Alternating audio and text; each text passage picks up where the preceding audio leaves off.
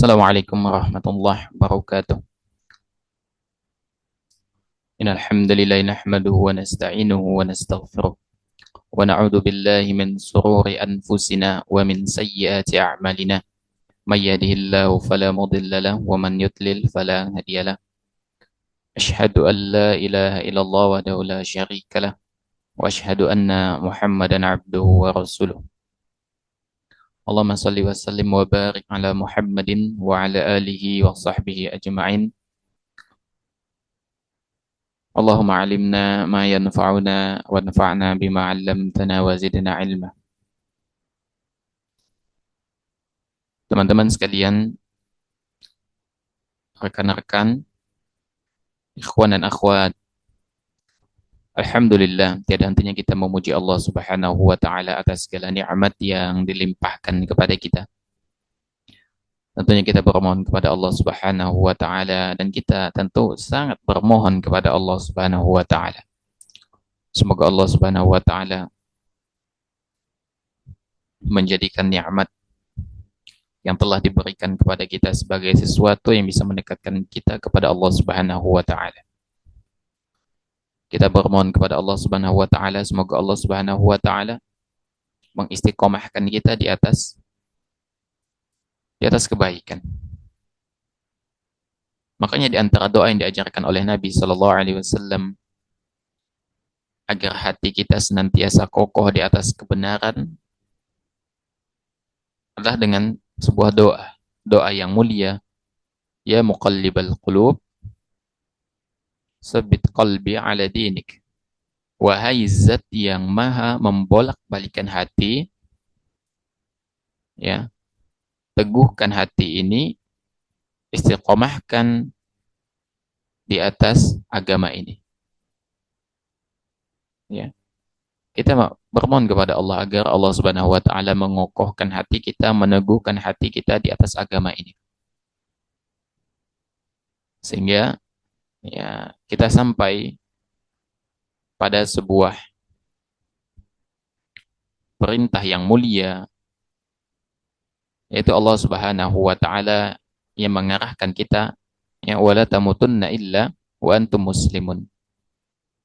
Dan janganlah kalian mati kecuali dalam keadaan muslim. Dan hari-hari belakangan memang pemurtadan gitu kan, itu marak terjadi. Oleh karena itu kita bermohon kepada Allah Subhanahu wa taala, semoga Allah Subhanahu wa taala menjaga hati kita agar kita tetap istiqomah di atas kebaikan tentunya. Kemudian salam taslim semoga senantiasa tersampaikan kepada junjungan kita Nabi besar Muhammad sallallahu alaihi wasallam. Allahumma shalli wa sallim wa barik alaihi, kepada keluarga beliau, sahabat beliau, dan kepada semua pengikut beliau yang senantiasa istiqomah di atas sunnahnya Nabi alaihi salatu wasallam, dan ada pahala besar tentunya bagi orang yang mengamalkan sunnahnya Nabi alaihi salatu wasallam. Hadirin sekalian, insyaallah pada kesempatan ini ya kita akan kembali melanjutkan bahasan kita dari ensiklopedia larangan dalam syariat, ya.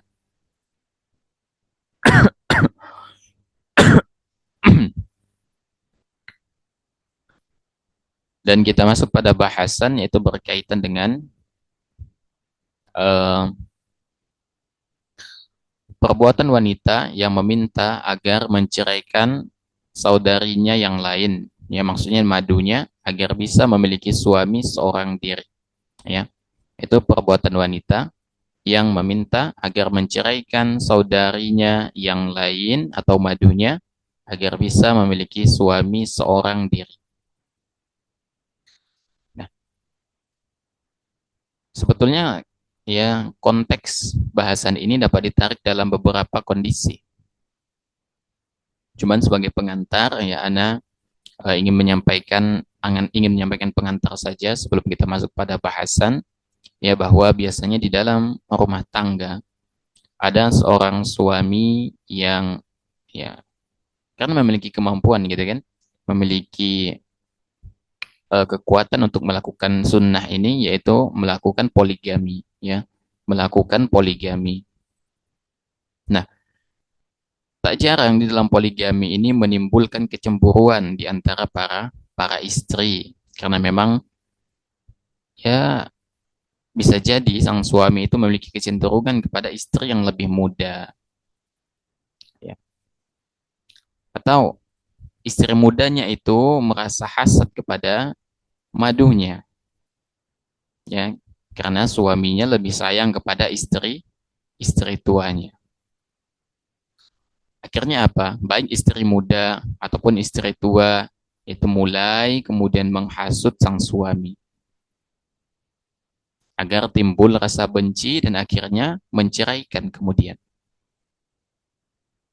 Ya begitu kira-kira pengantar yang Ana sampaikan, bahwa ini sebetulnya ya semuanya ini realita di dalam kehidupan dan sering kita temukan. Bahkan tak jarang ya antar istri itu saling memfitnah untuk mendapatkan simpati sang suami. Ya.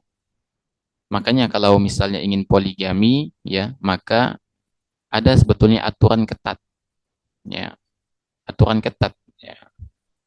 Adil gitu kan, mampu memiliki kemampuan. Kemudian istri kedua itu harus lebih solehah dari istri pertama, ya harus lebih solehah dari istri pertama. Istri ketiga harus lebih solehah dari istri kedua dan ke satu yang pertama. Ya. Kenapa harus mencari yang soleha? Karena jika tidak akan terjadi keributan dalam rumah tangga. Karena rumah tangga yang tidak dibangun atas dasar ketakwaan itu rapuh. Itu rapuh sekali. Ya, makanya penting. Ya, misalnya istri pertama hafal satu juz, misalnya juz 30. Istri kedua ya 2 juz, ya. Istri ketiga 3 juz dan seterusnya. Harus lebih baik dari istri sebelumnya dari sisi kesolehan gitu loh. Ya. Bukan hanya memandang pada fisik saja, ya. Istri kedua lebih cantik dari istri pertama, istri ketiga lebih cantik dari kedua istri sebelum-sebelumnya. Sebetulnya bisa saja, boleh saja, cuman ya harus lebih soleha dari sisi agamanya dari istri-istri sebelumnya. Nah, tak jarang dalam rumah tangga yang demikian ya terjadi keributan-keributan ya karena antar istri itu merasa ya saling apa ya dengki begitu ya. Bahkan tak jarang ya ternyata yang menghasut suami itu adalah teman suami sendiri, teman perempuan suami ya. Karena temannya itu menginginkan memiliki si suami itu, akhirnya dihasut ya, istri kamu begini begini selingkuh apalah segala macam gitu kan. Akhirnya terhasut sang suami menceraikan istri sahnya kemudian menikahi teman perempuannya itu tadi. Itu bisa kita tarik dalam konteks bahasan kita, pelakor ya, pelakor gitu, itu bisa kita tarik dalam bahasan bahasan kita. Nah, di sini penulis menukilkan sebuah hadis ya, bahwasanya Nabi Shallallahu Alaihi Wasallam bersabda, لا يحل لامرأة تسأل طلاق أختها لتستفق صحفتها فإنما لها ما قدر لها. Kata Nabi SAW, tidak halal bagi seorang wanita meminta saudarinya atau madunya dicerai demi mengosongkan bagiannya. Yang dia miliki hanyalah apa yang telah ditentukan baginya. Ini diriwayatkan oleh Al-Bukhari, ya, diriwayatkan oleh Al-Bukhari, dan tentunya hadis ini adalah hadis yang sahih. Dijelaskan oleh Al-Imam An-Nawawi rahimahullahu taala bahwasanya hadis ini adalah ya memiliki makna bahwa dilarangnya seorang perempuan ya meminta seorang pria menceraikan istrinya agar menikahi dirinya, sehingga nafkah kebaikannya ya dan perhatian laki-laki yang tadinya untuk istri yang diceraikan kini hanya tercurah untuknya. Demikian pula sebagaimana dijelaskan oleh Ibnu Abdul Bar ya, beliau menyebutkan bahwa hukum yang bisa diambil di sini adalah ya wanita tidak layak, seorang wanita itu tidak layak meminta agar madunya dicerai dengan ya agar madunya dicerai sehingga ia bisa berduaan dengan sang suami. Artinya maksudnya kasih sayangnya itu hanya terlimpahkan untuk untuk sang istri begitu. Ya, tidak untuk istri yang lain. Ya. Kata Nabi SAW, ya, la yahillu, tidak halal, yang menunjukkan akan perbuatan tersebut adalah perbuatan yang diharamkan. Ya, yang menunjukkan bahwasanya perbuatan tersebut adalah perbuatan yang diharamkan. Ya, ini sebagaimana dikatakan oleh Ibnu Hajar rahimahullahu taala, beliau mengatakan bahwasanya lafaz la yahillu di sini ya tidak dihalalkan. Ini menunjukkan zahirnya menunjukkan akan keharaman begitu. Zahirnya menunjukkan akan keharaman, ya. Ya. Namun jika hal tersebut memang tidak ada sebab yang membolehkan untuk menceraikannya, ya. Misalnya seperti keraguannya kepada istrinya, maka sebaiknya tidak berada di bawah penjagaan suaminya, ya. Maka dalam hal ini dilakukan melalui jalur murni sehat. Kemudian Abu Umar Abdul Bar juga rahimahullah taala, beliau mengatakan bahwasanya dari hadis ini dapat difahami ya bahwa sebetulnya tidak layak sebagai seorang istri meminta kepada suaminya untuk menceraikan istrinya yang lain, ya, agar suaminya menjadi miliknya sepenuhnya. Akan tetapi dia memiliki apa yang telah ditakdirkan kepadanya. Tidak akan berkurang takdirnya dengan diceraikan istri suaminya yang lain, dan juga tidak akan bertambah. Maksudnya adalah, ya, ketika seorang istri meminta agar madunya diceraikan oleh suaminya, maka sejatinya itu tidak akan berpengaruh apa-apa terhadap apa yang telah ditetapkan oleh para istri itu, gitu loh. Ya, itu tidak akan berubah, gitu loh. Ya, tidak akan ada apa pengaruhnya. Ya, taib ya. Jadi dalam hadis ya, la yahillu ya, dan ini dikuat dengan eh, sebagaimana dikatakan oleh Al-Hafidz Ibnu Hajar bahwa maknanya adalah perbuatan ini adalah perbuatan yang diharamkan karena la yahillu ya tidak dibolehkan, yang menunjukkan secara zahir itu perbuatan yang diharamkan. Kecuali memang jika ya istrinya atau maduhnya itu ternyata memberikan madarat bagi suami ataupun bagi keluarga yang lain. Ya, maka tidak apa-apa misalnya. Misalnya sang istri itu melakukan kemaksiatan berat, misalnya melakukan kesyirikan, ya syirik akbar malah. Ya, kemudian dinasihati tuh sama madunya yang lain, ternyata nggak dengar. Ya, minta sama suaminya, nasihatin tuh istri kamu yang lain, ternyata juga nggak dengar gitu. Maka istri yang kokoh tauhidnya itu boleh memberikan masukan kepada sang suami agar menceraikan istrinya yang lain yang melakukan dosa besar itu, gitu loh. Tapi dia harus dinasihati dulu sebetulnya, dinasihati dulu ya. Kalau memang tidak sama sekali memberikan efek apapun, ya, karena motornya besar nih, gitu kan. Nanti anak-anaknya terpengaruh dengan kesyirikan, gitu kan. Nah, lebih baik diceraikan, diputus mata rantai tersebut, ya. Atau misalnya, ya, saking inginnya dia memiliki suami itu sepenuhnya, nggak mau berbagi dengan madunya, sampai-sampai misalnya ya, misal contohnya dia melakukan fitnah kepada madunya, dia berusaha melakukan keburukan kepada madunya, misalnya membunuh, misalnya nauzubillah ya, membunuh misalnya dengan meracuni dan lain sebagainya, membakar rumah misalnya. Kalau memang terbukti madunya yang lain melakukan kesalahan tersebut, maka suami ya bisa menceraikan istri yang demikian karena membahayakan begitu. Karena membahayakan. Kemudian hadis dari Abu Hurairah radhiyallahu anhu bahwasanya Nabi sallallahu alaihi wasallam bersabda, "La yahillu limra'atin tas'alu talaqa ukhtiha litastaftiga sahfataha fa innama laha ma qaddara laha." Kata Nabi SAW dari Abu Hurairah bahwasanya tidak halal bagi seorang wanita yang menuntut suaminya untuk menceraikan maduhnya, untuk mengosongkan piringnya. Karena bagi dia sudah ada rezeki tersendiri yang telah ditetapkan oleh Allah Subhanahu wa taala. Ini diriwayatkan oleh Al-Bukhari dan Muslim. Ya. Jadi perbuatan seorang istri ya memberikan masukan kepada suaminya agar menceraikan madunya yang lain tanpa alasan yang jelas, gitu kan? tanpa alasan yang syar'i, maka ini perbuatan yang diharamkan. Dan kata Nabi SAW, perbuatan ini tidak sama sekali akan mempengaruhi apa ketetapan yang telah ditakdirkan untuknya. Ya. Kalau rezekinya misalnya Allah tetapkan 50%, misalnya 50% dari suaminya, dan dia berharap dengan diceraikan madunya dia dapat 100%. Kata Nabi SAW, itu tidak akan berpengaruh terhadap apa yang telah ditakdirkan oleh Allah Subhanahu wa taala. Kalau Allah sudah mentakdirkan 50% dia mendapatkan, ya misalnya kasih sayang dari suaminya, ya 50% gitu kan. Tidak akan berpengaruh apa dari sisi harta, kasih sayang dan lain sebagainya. Ya.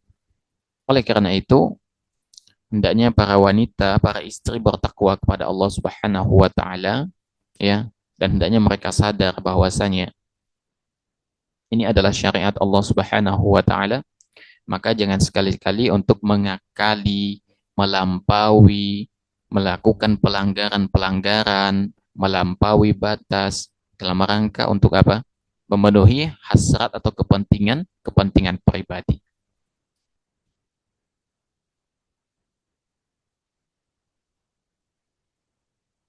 Baik, hadirin mengenali Allah Subhanahu wa taala, ya. Nah, di dalam hadis berkaitan dengan larangan seorang wanita, ya, agar memerintahkan atau menuntut suaminya untuk menceraikan madunya, ini bisa ditarik ke dalam beberapa konteks, ya, di dalam beberapa konteks. Yang pertama bahwasanya, ya, calon istri kedua itu terlarang untuk memberikan isyarat atau memberikan syarat kepada suami untuk menceraikan istri pertamanya, ya.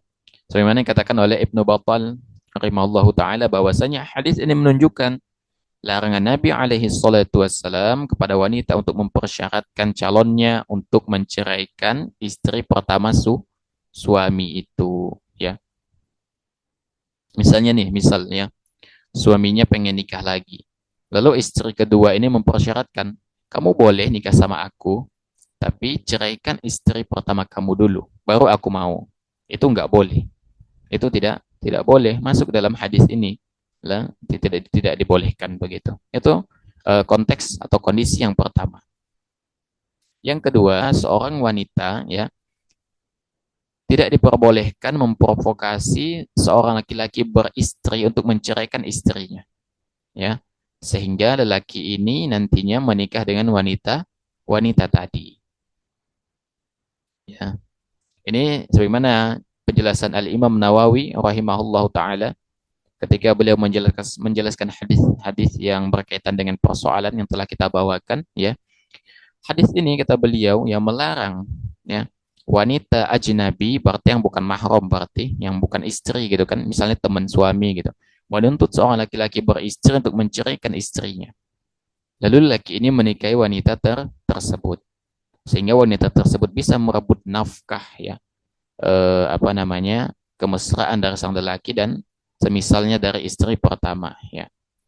Atau istilah lainnya di sini adalah pelakor, ya, pelakor gitu. Nah, kemudian yang ketiga, ya, bahwa ketika sudah terjadi pernikahan, ya, ini berarti sudah dalam pernikahan, ya, sudah sah gitu kan, istri pertama, istri kedua, istri ketiga ini udah sah gitu, udah terjadi pernikahan, ya. Maka ketika sudah terjadi pernikahan begitu kan, seorang istri dalam pernikahan poligami tidak boleh memprovokasi suaminya agar suaminya menceraikan madunya tanpa alasan yang jelas, ya. Adalah tanpa alasan yang jelas. Jadi, larangan ini dapat ditarik dalam tiga konteks. Yang pertama, ketika suami akan menikah lagi, ya, ketika suami akan menikah lagi, sang calon istri mempersyaratkan, Mas, aku mau nikah sama kamu, tapi ceraikan istri pertama kamu dulu. Ini masuk dalam bahasan ini. Yang kedua, tadi udah jadi calon istri, ya. Yang kedua, ini belum jadi calon istri, masih wanita non mahram, wanita ajnabi, ya. Ya, misalnya teman suami, ya, dia memprovokasi teman, apa namanya, temannya itu, ya. Tadi aku melihat istri kamu begini, begini, begini. Ya. Padahal bukan calon istrinya yang temannya ini. Tadi aku melihat istri kamu begini, begini gitu kan. Kok kamu mau sama dia begitu? Ya. Mending sama aku aja begini, begini, begini. Masuk, berarti pelakor gitu kan. Masuk dalam hadis ini. Ataupun dalam kondisi ketiga adalah ketika sudah terjadi pernikahan misalnya gitu kan. Ada istri pertama, istri kedua, istri ketiga, ya. Dan salah satu itu mengompori sang suami agar menceraikan istri, kedua istri lainnya agar apa? Agar kasih sayang, material terfokus hanya pada dirinya. Ini masuk dalam bahasan ini gitu. Ya.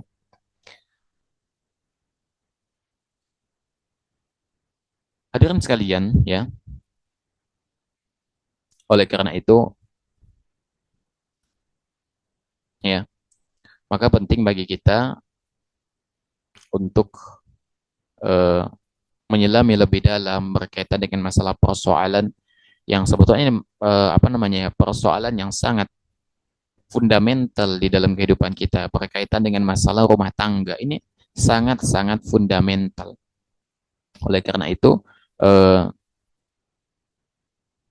baik wanita yang belum dinikahi, yang sudah dinikahi, ya, ataupun teman ya sekedar teman kerja gitu kan itu tidak boleh memprovokasi agar lelaki itu atau suami itu menceraikan istrinya itu nggak boleh ya dan hendaknya kita ini sesama muslim harusnya sama-sama mendukung ya agar rumah tangga kaum muslimin ini saling saling kokoh bukan malah saling menjatuhkan malah sikut menyikut gitu loh oleh karena itu ya jangan pernah menjadi perusak rumah tangga orang lain jangan jadi pelakor, jangan jadi pebinor gitu kan.